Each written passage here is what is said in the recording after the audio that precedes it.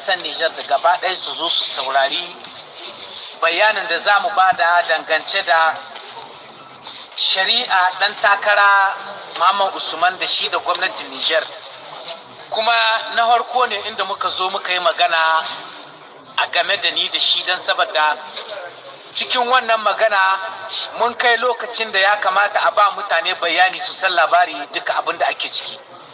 Shine dai idan kuna tuni bayan karar da mun ka ashe 21 ga wata na nasara na juyan da ya wuce aka ba gwamnatin Nijar labarin wannan karar kuma aka ba shi wa'adi na wata guda ya ba da amsa shi.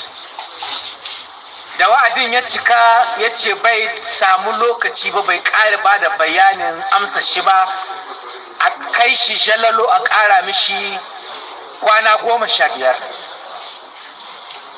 Da ya zamanto ga lokacin nan kotu na cikin hutu, wannan wa'adin ya biyo ya wuce ga zancen da muke 13 ga wanga wata na Septamba, watan nasara.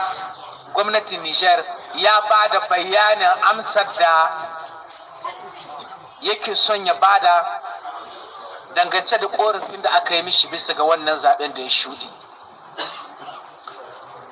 Kuma yanzu muka ce ya dace mu zo mu bada bayani don a san ana tsaye bisa kan wannan magana.